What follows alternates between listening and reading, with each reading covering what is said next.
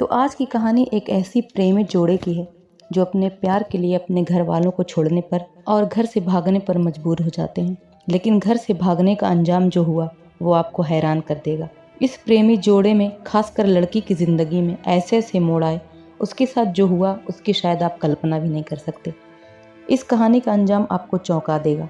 तो कहानी को पूरा जानने के लिए वीडियो में एंड तक बने रहें और अगर चैनल पर नए हैं तो प्लीज़ चैनल को सब्सक्राइब करना ना भूलें। ये कहानी शुरू होती है उत्तर प्रदेश के महाराजगंज से। दरअसल इसी महाराजगंज में रहने वाली एक लड़की थी जिसका नाम ज्योति था। उसकी उम्र 19 साल थी। उसे अपने ही गांव के पास के एक गांव के लड़के से प्यार हो जाता है। ज्योति उसके प्यार में इतना ज़्यादा पड़ जाती है कि उसके साथ घर से भागने का प्लान बनाती है। वो लड़का भी उसके साथ भागने को तैयार हो जाता है। दोनों एक दूसरे से साथ जीने मरने की कस्में खाते हैं और 13 जून 2018 को वे दोनों घर से भाग जाते हैं। घर से भागकर वे दोनों लखनऊ के रेलवे स्टेशन पर पहुंचते हैं। उन दोनों का इरादा था कि वे दोनों यहाँ से काफ़ी दूर कहीं चले जाएंगे। अभी वे दोनों स्टेशन पर ही थे कि ज्योति उस लड़के से कहती है कि मुझे डर लग रहा है कि कहीं मेरा भाई यहाँ ना आ जाए। वो किसी न किसी से हमारा पता लगा ही लेगा क्योंकि वो पुलिस में है। ये सुनकर लड़का भी डर जाता है। वो थोड़ा डरपोक किस्म का था ही। ये बात पहले से नहीं जानता था कि ज्योति का भाई पुलिस में है। ज्योति ने पहले उसे कभी ये बात नहीं बताई थी। उसे लगने लगा कि उन दोनों का घर से भागने का ये फैसला सही नहीं है। खैर उसे अंदर से डर तो लग रहा था, लेकिन उसने ज्योति के सामने ये जाहिर नहीं होने दिया था कि वो डर गया है। अब उसका इरादा बदल चुका था। थोड़ी देर के बाद उसने ज्योति से कहा कि तुम यहीं खड़ी रहो, मैं अभी टिकट के बारे में कुछ पता करके आता हूँ। ज्योति ने कहा कि जल्दी आना। वो ठीक है कहकर वहाँ से चला जाता है। काफ़ी देर हो गई। ज्योति वहीं खड़ी होकर उसका इंतज़ार करती रही, लेकिन वो नहीं आया। ज्योति इससे पहले कहीं घूमी नहीं थी। उसे इस शहर के बारे में, इस इलाके के बारे में कोई नॉलेज नहीं थी, तो बहुत घबरा जाती है। अब उसे एहसास होने लगा कि उसने बहुत गलत फैसला किया था। उसके प्रेमी ने उसे छोड़ दिया था, वो वहाँ से फरार हो चुका था। अब उसे समझ आया कि उस लड़के ने उसे धोखा दिया है। अब यही सब बातें सोचकर वो लखनऊ के स्टेशन पर बैठकर फूट फूट कर रोने लगी। अब उसे पछतावा हो रहा था। वो एकदम बेसहारा हो गई थी। उसे कुछ समझ नहीं आ रहा था कि वो क्या करे। तभी उसके पास एक लड़का आता है जिसका नाम कृष्णा था और उसकी उम्र तकरीबन 27-28 साल रही होगी। वो लड़की के करीब आता है और उससे उसके रोने की वजह पूछता है। वो कहता है कि आखिर तुम क्यों रो रही हो, तुम कौन हो, कहाँ से आई हो। तब ज्योति ने कृष्णा को शुरू से अब तक की सारी बात बताई। कृष्णा को ये सब बातें सुनकर ज्योति से हमदर्दी हो जाती है। वो उसे दिलासा देता है, बहुत उसे समझाता है। इसी बीच दोनों में प्यार हो जाता है। कृष्णा उससे बहुत हमदर्दी करने लगता है। अब ज्योति कृष्णा के साथ लखनऊ से मुंबई चली जाती है। यानी कि पहला प्रेमी तो डर के भाग गया, तो कृष्णा उसके अंधेरे जीवन में रोशनी की किरण बन के आया था। जब वो बिल्कुल बेसहारा हो गई थी, तब कृष्णा ने उसे सहारा दिया और ज्योति को मुंबई लेकर चला गया। अब चलते हैं मुंबई की ओर। मुंबई में नाला सोपारा एक बड़ी जगह है। नाला सोपारा का एक पुलिस स्टेशन है जिसका नाम तुलिंज पुलिस स्टेशन है। तो तुलिंज पुलिस स्टेशन में 21 जून 2019 को एक अनजान व्यक्ति का फ़ोन आता है। उस आदमी ने पुलिस को बताया कि यहाँ श्री राम नगर के ओवर ब्रिज के पास में एक प्लास्टिक बैग पड़ा हुआ है जिसमें एक आदमी की डेड बॉडी है। आप यहाँ जल्दी से चले आइए। ये खबर सुनते ही नाला सोपारा की पुलिस फ़ौरन हरकत में आ जाती है, क्योंकि एक पब्लिक प्लेस पे किसी डेड बॉडी का मिलना कोई छोटी बात नहीं थी। मामला काफ़ी गंभीर था। पुलिस फ़ौरन वहां पहुंचती है। जब पुलिस उस बड़े से प्लास्टिक बैग खोलती है तो वाकई में उस बैग में एक लाश होती है, जिसे देखकर पुलिस काफ़ी अचंभित होती है। उस आदमी को देखकर पुलिस अनुमान लगाती है कि इसकी उम्र 29-30 साल के करीब होगी। उसके चेहरे पर किसी भारी चीज़ जैसे हथौड़े वगैरह से कई बार वार किए गए थे। सीधा सीधा ये मर्डर केस था। इसी बीच जब पुलिस लाश की चीज़ों को बारीकी से जाँचती है, यानी कि कपड़ों को और उसकी पैंट को और शर्ट की जेबों को टटोला जाता है कि हो सकता है कि कोई ऐसी चीज़ मिले जिससे उस व्यक्ति की पहचान हो सके, ये पता लगाया जा सके कि आखिर ये व्यक्ति है कौन। लेकिन जब पुलिस इसकी तलाशी लेती है तो उन्हें कोई ऐसी चीज़ तो नहीं मिलती, पर उसकी शर्ट के कॉलर पे एक टेलर की शॉप का एक स्टिकर मिलता है। उस स्टिकर पर लिखा होता है SV मेंस वियर मुंबई 6। तो ये उस टेलर की शॉप का नाम था जहाँ ये शर्ट सिलवाई गई थी, और मुंबई 6 पिन कोड के हिसाब से ये इलाका कमाठीपुरा का है। तो पुलिस कमाठीपुरा में उस लाश के बारे में छानबीन करने जाती है। कमाठीपुरा में एक बहुत बड़ा रेड लाइट एरिया आबाद है जहाँ पर जिस्म फरोशी का कारोबार होता है। तो तो कमाठीपुरा में ये टेलर भी टेलरिंग की शॉप चलाता था। अब पुलिस पता लगाते लगाते उस टेलर की शॉप पे पहुंचती है, उस शर्ट पे लगे स्टिकर के जरिए। अब उस टेलर से पूछताछ की जाती है, उसे वो शर्ट दिखाई जाती है, लेकिन इतने सारे कपड़े सिलने के कारण टेलर को कुछ याद नहीं आता कि ये शर्ट किस शख्स की है। टेलर बहुत कंफ्यूज था। उस टेलर ने अपनी डायरी में ढूंढने की कोशिश भी की थी। आमतौर पे देखा जाता है कि जो टेलर होते हैं वो एक डायरी रखते हैं जिसमें वो कपड़े का एक छोटा टुकड़ा काट कर उस डायरी में वो कपड़ा सिलवाने वाले के नाम के साथ चिपका देते हैं, जिससे उन्हें उस व्यक्ति को कपड़ा देने में आसानी होती है। उसी डायरी से मैच कराकर वो अपने कस्टमर के शर्ट पैंट को दे देते हैं। लेकिन उस शर्ट का कोई भी टुकड़ा उस टेलर की डायरी के किसी भी कपड़े से मैच नहीं कर रहा था। टेलर पुलिस से कहता है कि सर, ये शर्ट मेरे यहाँ ही सिलवाई गई है, लेवल यहीं का लगा हुआ है, लेकिन मैं आपको बताने में नाकाम हूँ कि ये शर्ट किसकी है। अभी वो पुलिस से इस शर्ट को अपने हाथ में लेकर ये कह ही रहा था कि इत्तेफाक से उसकी नज़र उस शर्ट की कॉलर वाली बटन पर पड़ी और उसे कुछ याद आया।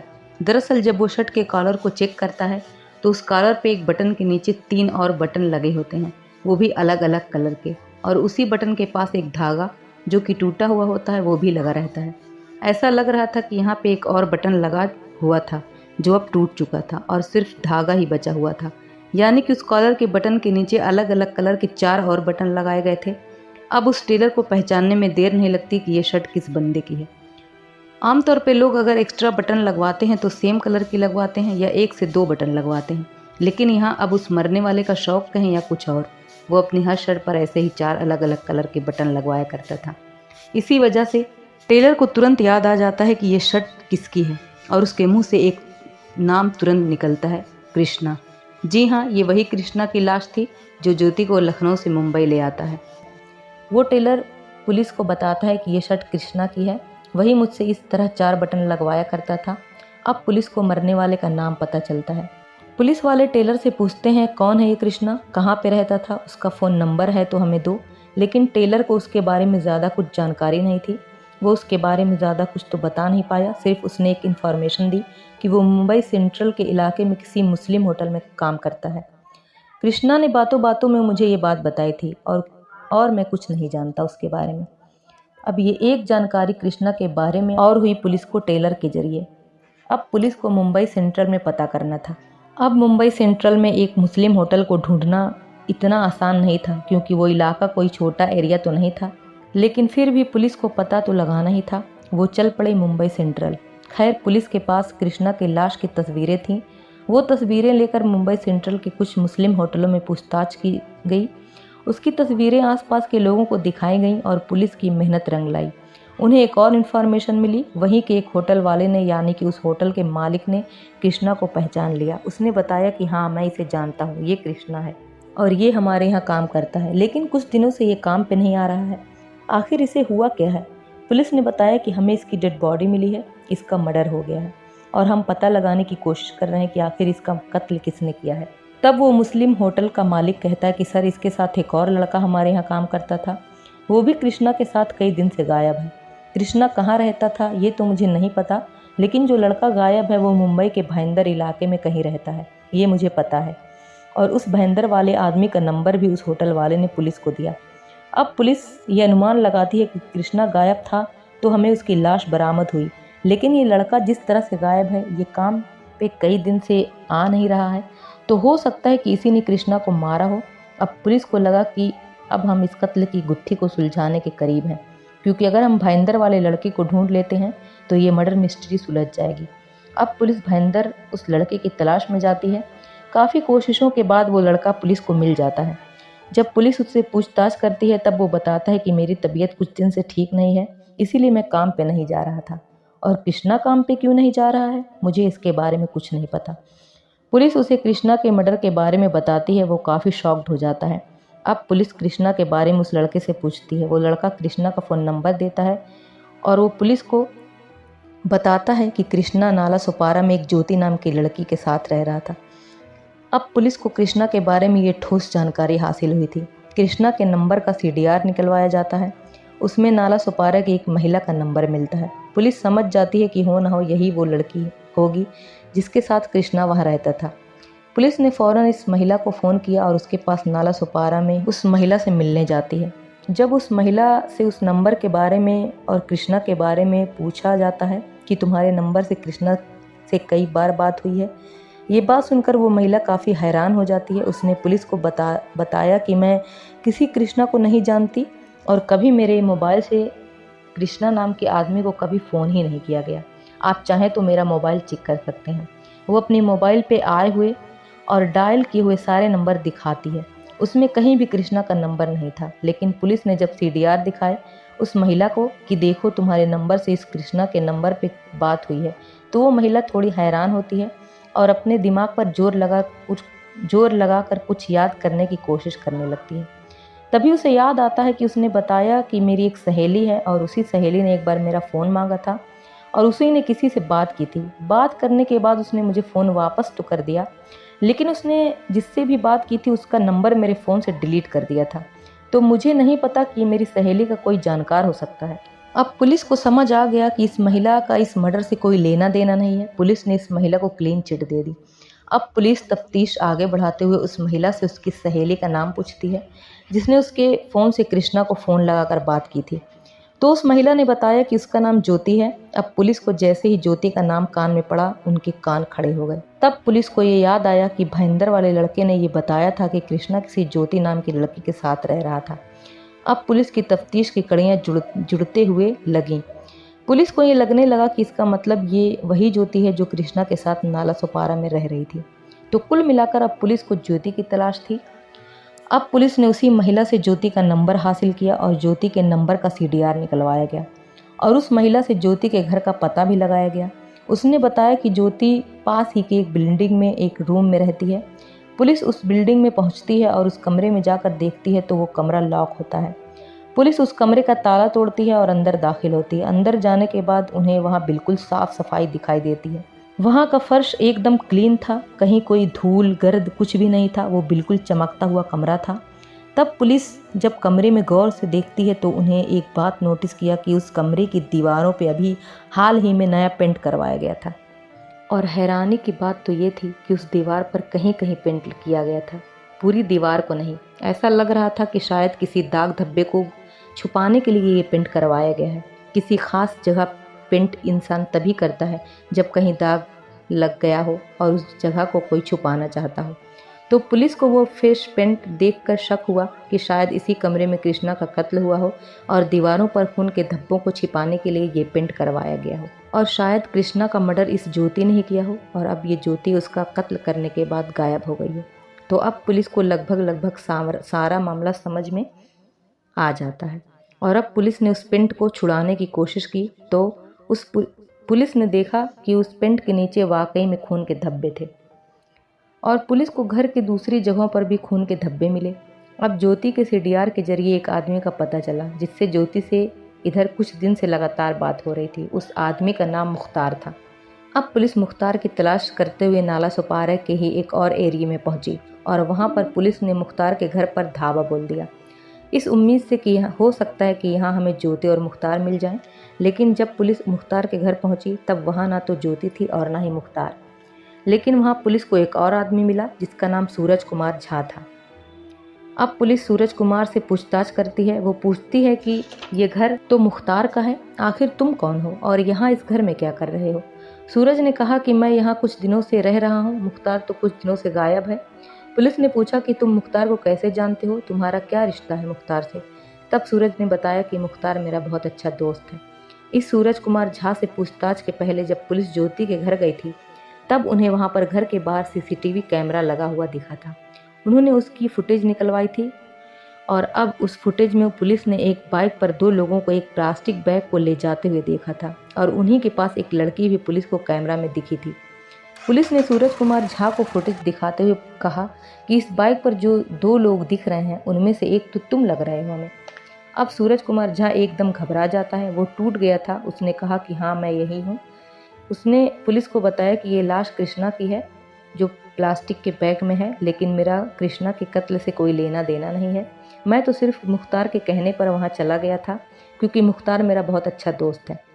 तो उस रात मुख्तार ने मुझे फ़ोन किया और मुझसे कहा कि हमारे हाथों एक आदमी का कत्ल हो गया है, तो तुम यहाँ आ जाओ, इसकी लाश को ठिकाने लगाना है। मैं उसके कहने पर वहाँ कृष्णा की लाश को ठिकाने लगाने चला गया था। मैं कृष्णा को भी नहीं जानता था। उस रात मुख्तार के साथ एक ज्योति नाम की लड़की भी थी, जिसके साथ मिलकर मुख्तार ने कृष्णा को मारा था, और ये सब उसी ज्योति के रूम पर हुआ था।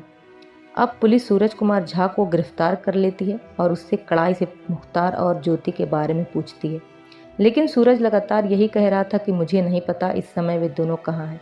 कत्ल करने के तुरंत बाद वे दोनों ये जगह छोड़कर भाग गए थे। अब पुलिस ने मुख्तार, सूरज और ज्योति के फ़ोन में जितने भी नंबर थे उनके पास फ़ोन करके कह दिया कि अगर मुख्तार आप लोगों में से किसी के भी फ़ोन करता है, किसी के पास भी फ़ोन करता है या कांटेक्ट करने की कोशिश करता है, तो आप लोग तुरंत हमें इसकी जानकारी दें। इस तरह उन्हें आगाह करके, वार्न करके पुलिस इंतज़ार करने लगी। इसी तरह इंतज़ार करते करते तकरीबन 1 महीना बीत जाता है और 1 महीने बाद 30 जुलाई के आसपास पुलिस को कामयाबी मिली। दरअसल नाला सुपारा से ही एक आदमी ने फ़ोन किया और उसने ये बताया कि आज मुझे मुख्तार ने फ़ोन किया था और मुख्तार ने मुझसे कहा है कि उसका जो मोबाइल है उसका वो EMI नहीं भर सका है, तो मैं उसके मोबाइल की EMI भर दूँ। उसने कहा कि उसके पास पैसे नहीं हैं। पुलिस ने तुरंत उस व्यक्ति से फ़ोन नंबर मांगा जिससे मुख्तार ने उसे फ़ोन किया था। पुलिस ने उस व्यक्ति से फ़ोन नंबर को सर्विलांस पर लगा दिया। ये एक नया नंबर था। सर्विलांस पर लगाने के बाद पुलिस को ये पता चला कि ये फ़ोन नंबर उत्तर प्रदेश के गाज़ियाबाद में एक्टिव है। अब पुलिस की टीम फ़ौरन मुंबई से दिल्ली पहुंची और दिल्ली पहुंचकर जहां गाज़ियाबाद में ये फ़ोन एक्टिव था वहां का लोकेशन निकाला गया और लोकेशन ढूंढकर पुलिस ने उस मकान पर धावा बोला। वहां पुलिस को मुख्तार के साथ साथ ज्योति भी मिली। तो कुल मिलाकर अब कृष्णा के कातिलों को पुलिस ने ढूंढ निकाला था। अब पुलिस ने इन दोनों से पूछताछ शुरू की। उन्होंने बताया कि हाँ, हमने ही कृष्ण का मर्डर किया और कत्ल के बाद लाश को ठिकाने लगाने में हमारे दोस्त सूरज ने भी हमारा साथ दिया था, जिसे पुलिस पहले ही गिरफ्तार कर चुकी थी। अब पुलिस को ये जानना था कि आखिर उन्होंने कृष्णा को क्यों मारा। तब ज्योति ने पुलिस को सब कुछ शुरू से बताया कि वो कैसे अपने घर से एक लड़के के साथ भागी, उसके धोखे के कारण वो कृष्णा के साथ मुंबई आ गई थी। कृष्णा के साथ वो नाला सुपारा के पास ओसवाल नगर में रहने लगी, तो वे दोनों लिव इन में साथ रहने लगे थे। सब कुछ अच्छा चल रहा था। इसी बीच ज्योति ने बातों बातों में कृष्णा को ये बताया कि मेरा भाई पुलिस में है, वो अभी भी मुझे ढूंढ रहे हैं। पहले मेरा अफेयर जिस लड़के के साथ था वो तो मुझे छोड़कर भाग गया था, लेकिन अब मैं तुम्हारे साथ बहुत खुश हूँ। मेरे घर वाले अब भी मुझे ढूंढ रहे हैं और मेरे भाई ने मेरे ऊपर 30,000 रुपये का इनाम भी रखा है। यानी अगर कोई मुझे ढूंढ कर मेरे भाई यानी पुलिस के हवाले कर देता है तो पुलिस उसे 30,000 रुपये इनाम देगी। ये सुनकर कृष्णा की नीयत खराब हो गई थी। उसने सोचा कि इतने दिन तो इस लड़की के साथ लिव इन में रहा, अब इसे इसके भाई के हवाले कर दूंगा और मुझे पैसे मिल जाएंगे। इसमें सिर्फ मेरा ही फ़ायदा है। और फ़ौरन कृष्णा ने यूपी पुलिस महाराजगंज में फ़ोन करके ज्योति का पता बता दिया। अगर आपको ये लड़की चाहिए तो आप रुपए लेकर आओ और ये लड़की ले जाओ। बता तो इसने दिया था और पैसों का इंतज़ार भी करने लगा। इसके बारे में ज्योति को कोई खबर नहीं थी। वो दोनों अब भी साथ ही थे। तो रात को उसने शराब पी और वो इमोशनल हो गया। इमोशनल होकर उसने शराब के नशे में ज्योति से सारी बात बता दी। उससे माफ़ी मांगने लगा। उसने कहा कि मैं पैसे के लालच में आ गया था, लेकिन अब मुझे पैसे नहीं चाहिए, मुझे तो सिर्फ तुम चाहिए। वो रोने लगा। उसने ज्योति से कहा कि अब मैं अपने किए पर शर्मिंदा हूँ, बताओ अब मैं क्या करूँ। ज्योति ये सब सुनकर सुन्न पड़ गई थी। उसने सोचा कि पैसों के लिए इसने भी मेरे साथ धोखा किया। खैर ज्योति ने कृष्णा से कहा कि कोई बात नहीं, अब गलती हो गई तो हो गई, अब क्या कर सकते हैं। अब चलो जल्दी से यहाँ से कहीं और चले जाते हैं, नहीं तो वे लोग हमें यहाँ ढूंढ लेंगे, क्योंकि यहाँ का पता यूपी पुलिस को मालूम पड़ गया है। तो कृष्णा ने तुरंत वो घर छोड़ दिया और वहीं नाला सुपारा के ही दूसरे एरिया में संतोष भवन नाम की एक और जगह पर चले आए। किसी को इस बारे में कुछ नहीं बताया और यहाँ आकर सेटल हो गए। यही संतोष भवन में जिस कमरे में ये लोग रहा करते थे उसी के बगल में एक और रूम था। उसी रूम में उस मुख्तार का आना जाना था। वो कमरा मुख्तार के मामा का था। जब कृष्णा उस होटल में काम किया करता था तब उसी कैटरिंग के सिलसिले में वो 1 महीने के लिए पूना गया हुआ था। और जब कृष्णा पुणे चला गया तब मुख्तार का आना जाना उसके मामा के यहाँ ज़्यादा हो गया। इसी दौरान ज्योति और मुख्तार एक दूसरे के नज़दीक आ गए थे। मुख्तार और ज्योति के बीच अफेयर हो गया था। जब कृष्णा पुणे से लौटा तो ज्योति उसे इग्नोर करने लगी थी। उसके मन में उसे धोखा देने वाली बात घर कर गई थी। इसी बीच उसका झुकाव मुख्तार की ओर हो गया था और उसने मुख्तार से कृष्णा के बारे में सब कुछ बता दिया था कि उसने उसे धोखा दिया। मुख्तार से उसने ये भी कहा था कि अब मैं तुम्हारे साथ रहना चाहती हूँ, कृष्णा के साथ नहीं। अब कृष्णा को उन्होंने मारने का प्लान बनाया। जब एक दिन कृष्णा शराब के नशे में ज्योति के घर आया और वो सो गया, तब नींद की ही हालत में ज्योति और मुख्तार ने मिलकर कृष्णा को मौत के घाट उतार दिया। उन्होंने एक भारी भरकम हथौड़ा लेकर उस पर वार कर दिया। उसने ताबड़तोड़ कृष्णा के चेहरे पर उस हथौड़े से कई वार किए, जिससे खून की छींटें उस दीवार पर भी लग गई थी। जब कत्ल हो गया तब मुख्तार ने अपने दोस्त सूरज को बॉडी को ठिकाने लगाने के लिए बुलाया था। उन दोनों ने बाइक पर कृष्णा की लाश को ठिकाने लगाया। सूरज को उन्होंने वहां से जाने को कह दिया और खुद वहां ताला लगाकर गाजियाबाद भाग गए थे। ये कहानी बहुत ही घुमावदार थी। इस कहानी में कई मोड़ भी आए, लेकिन इस कहानी की तफ्तीश बहुत ही इंटरेस्टिंग थी, बल्कि कहें कि सस्पेंस भरी थी तो गलत नहीं होगा। 3 बटन के जरिए इस मर्डर मिस्ट्री को सुलझाया गया। तो ज्योति के यूपी के महाराजगंज से लेकर मुंबई आने तक की कहानी और कृष्णा के मर्डर की कहानी के बारे में आपकी क्या राय है, कमेंट बॉक्स में ज़रूर बताएं। आपका एक कमेंट हमारे लिए बहुत महत्वपूर्ण है। ऐसे ही सत्य और आपराधिक घटनाओं को जानने के लिए हमारे चैनल क्राइम फाइल्स पर बने रहिए। मिलते हैं नेक्स्ट वीडियो में, तब तक अपना और अपने प्यारों का ख्याल रखें। जय हिंद।